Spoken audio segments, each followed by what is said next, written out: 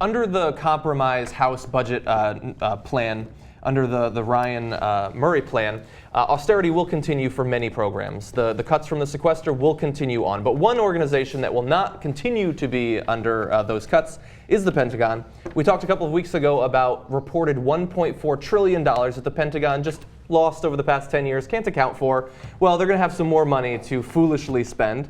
Under Murray and Ryan's congressional budget deal, the Pentagon will get an additional $32 billion, or 4.4% of its budget in 2014, leaving its base budget at a higher level than in 2005 and 2006. Now, those numbers, those years, are not chosen randomly. We were at war at that point, and we've backed out of our wars. That's what we keep getting told. We're moving out of Afghanistan and Iraq, at least in some extent.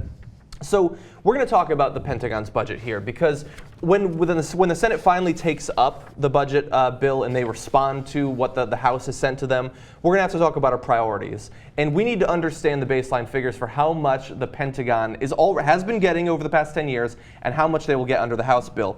To understand the food stamp cuts, the unemployment extension that won't happen, is that acceptable? Well, let's talk about what the Pentagon has been getting. So first of all, we've got this graph here of what's called the peace dividend. So you have the major wars of the past 100 years marked out there, and you can see that after we pull out of the conflict, military spending drops fairly precipitously, usually staying higher than it was before the war, but there is the drop. Now, after the Afghanistan and Iraq wars, you see a tiny little minuscule drop. Unfortunately, what that does not account for is the increased money that the Pentagon will get under the Murray-Ryan deal.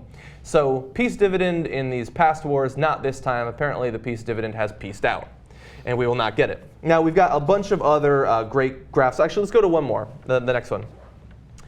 You can see there, you can see the line is the budget, the stated budget. The supplementary war spending jacks that up to even higher levels, and obviously that has been cut largely because we have pulled out many of our troops from Afghanistan and Iraq. But you can see that the number will just continue to go up under the new Murray-Ryan deal. And we're being asked to cut pretty much every important social program. We're talking about investigation into infectious diseases, housing subsidies and things like that, food stamps, education, name it, any liberal priority. But we got to raise the budget of the Pentagon. And by the way, every middle class priority, I mean, who doesn't want more money for their kids' education as opposed to more money for the Pentagon? I mean, to give you a sense of the size of the Pentagon, let me give you three facts that I love. Number one, Los Angeles could fit into the land managed by the Pentagon 93 times. Yeah. And Los Angeles is gigantic. The Army uses more than twice as much building space as all of the offices in New York City. That seems unbelievable. Unbelievable. It is gigantic. All right, now as far as the share of the budget, it is half, actually more than half, of all discretionary spending. So oh, what should we cut? You know, we spend all this. You take education, farms, this, that, foreign aid, you put all homeless, you put it all on one side, and the Pentagon is more, okay? Yeah. For the whole budget, if you include Social Security and Medicare, remember we paid into Social Security and Medicare, right, so you shouldn't really include that. But even if you did include it, the Pentagon is still 1/5, 20% of total spending. It's gigantic. And then my favorite one, $6.8 billion in excess, obsolete, or unserviceable material at the Pentagon. So $6.8 billion of junk. Original iPods. And they're not even ashamed about it. It's just like another category. Oh, that's $6.8 billion we threw in the garbage. What do you mean? We're the Pentagon, right? And so, if, for example, Obamacare, a news report came out, Obamacare wasted $6.8 billion. The world would explode. They'd be like, liberals! They don't know how to value money. They're just throwing it around. I can't believe they wasted $6.8 billion. Well, trying to give people health care, right? Meanwhile, we throw away $6.8 billion for this nonsense. Everybody's like, yeah, ho-hum, yeah, of course, yeah, that's the way it is. I mean, we should never even speak about austerity. With the amount of money that is spent on the military, 57% of discretionary spending now, and education is 5%. So you end up with drones that are freaking brilliant and teenagers that can't be allowed near scissors without supervision. I mean, that's what it shows what we care about as a society. We have 900 military bases around the world. Meanwhile, our economy's filled with debt. Our people are filled with Kentucky Fried Chicken. The chicken's filled with hormones, and the hormones filled with mercury, and we don't know what the hell mercury is filled with because we defunded NASA. So I think you might have the wrong. wait. Yeah, sorry. But it's shameful. And you know, Halliburton alone, this came out this year, made $39 billion from the Iraq War. $39 billion. These numbers don't even process in our brains. That's $38 billion more than $1 billion. I did the math. Didn't pay very many corporate taxes on those either. Yeah, no, you know, none of the because elites they're had based in actually Dubai. owned them. Right. Now, to be fair, look, they use a free market process to get those contracts called no-bid contracts, where no one was allowed to bid on it. Very free market. That's why the Pentagon, which is a giant government-run organization, and the no-bid contracts of Halliburton are all part of capitalism. Okay, that's why they show you the free market works best. Exactly. Well, it also shows that our priorities are the priorities of the 99%, you know, the regular people who actually do most of the living and working in America, that our priorities are not the priorities of the military industrial intelligence complex, in the very least. And so, you know, we are stuck with this kind of system that we have to work very hard to continue to overturn. Now, let me flesh out some of the things that Lee mentioned in his rant. Defense gets $652 billion, education gets $74 billion. So a little over 10% of what we spent in warfare, even when we're not at war, and even when there is almost no chance that another country is going to attack us. Well, a lot of people sign up to be in the military because they want to get through college. So, you know, if we make them dumber, they'll just... Yeah, the 74 is enough to make them educated enough to point an M16 at a brown person. Like Right. it'll get you to that level. You know, Lee was talking about how you can't leave him alone with scissors. Actually, what we do wind up leaving him alone with is drones. Yeah. Yeah, ironically, that's where they go. And everybody's like, you know, whenever you ask conservatives, like, international aid, God damn it, giving money to these foreigners. And that's what's killing the budget. $26 billion. Okay. By the way, a quarter of which goes to Israel and Egypt alone, right? So, I mean, and if you ask them, should we take away funding from Israel? They're like they think you're part of that satanic cult from New York, right? Or you worship the Lord Hanuman or something. So I don't have a problem with Hanuman. okay, yeah, he's a good guy.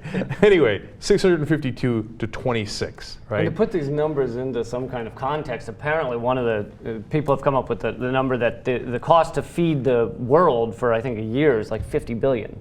Like, Isn't that amazing? Less I mean, than 1/6 is that of what we KFC? spend on defense. Or yeah, KFC, they drop it from the that's sky. where the hormones and The drones drop KFC. Okay, let me tell you something. If I was president, I would be unabashed, and of course, and like Obama would be scared out of his mind to do any of this stuff, right? Like, oh my God, they'd criticize. Yeah, I'm president. Too late. Sorry. You know, like they always say, oh, I'd rather serve one good term. They never mean it, right? No. I'd be like, second term, gone. I'm not even thinking about it. Here's what's happening in this term, the time that I have. The $652 billion will immediately be $602 billion. You'll be fine, trust me. Canada's not about to invade us. That 50 will go to feeding the entire world, and you'll bellyache and you'll say I apologize to the world, or and I'm a liberal, I'm a do-gooder, and you'll say nonsense like that. And you know what will happen? The world will love us, and then we will need less of the $602 billion. Right. Okay, because then your Defense Department doesn't need to work as hard if the rest of the world loves you. yeah, that would actually be defense spending. So That's right. Let's run through really fast just a couple more numbers, then I want to make my point, and it ties in very well with what you're saying. So 2 more really impressive numbers. The Pentagon employs 3 million people, 800,000 more than Walmart. That's insane. The Pentagon currently operates more than 170 golf courses worldwide. That's impressive, actually. And then let's bring up this last chart. There are bunkers in there. So what you're seeing there is our military spending against the military spending of entire continents. Ours is the one on top. You'll be surprised to find that out. You can see that the other continents, it is going up a little bit, a tiny bit. You can see that Asia is actually going up somewhat significantly, but we're still far, far higher. And in fact, currently, we spend more than 40% per year that the entire globe spends on defense. And bear in mind, as Will McAvoy pointed out in the first episode of Newsroom, that almost all the countries that are included in that chart are allies of ours. And so the point I want to make is, you were saying you'd spend the $50 billion on the food, and I jokingly said that that would be defense spending. And the reason that we can't cut defense is because people mistakenly believe that $1 spent on our military is $1 that makes us safer, but that's not the case. When it funds a drone that blows up a wedding in Yemen that leads more people to want to attack us, that did not make us more secure. Like, spending more does not make you more secure. Spending less might actually, in this case, considering the way that we deploy our military force, might make us safer. And there's so many more efficient ways that we could spend our money if we were actually concerned about our safety. And unfortunately, people don't understand that. And one more thing the Republicans will say is, you soft-headed libs, right? That's usually how they start things. And they'll say, if you think that you're just going to give the $50 billion and cure poverty in the world, and that they'll love you, they won't love you anyway. They'll hate you anyway because they hate America. They hate us because they hate us, right? Well, they do have a fair point. They hate our freedom. Yeah, they hate our freedom, and they'll hate the food that we gave them. I'm sure that's true. Like, for example, after World War II, when we gave Say that. Yeah, just gonna say that. when we gave all that money and help to our former deadly enemies, the Germans and the Japanese, the guys who, we spilled hundreds of thousands of lives and blood and treasure over, ours, let alone the millions that died overall. Well, then Germany and Japan wound up hating us afterwards, right? Oh, no, right. They became our top allies and the top economies in the world. If only we could learn from history. But then that would require knowing history and giving a damn about facts.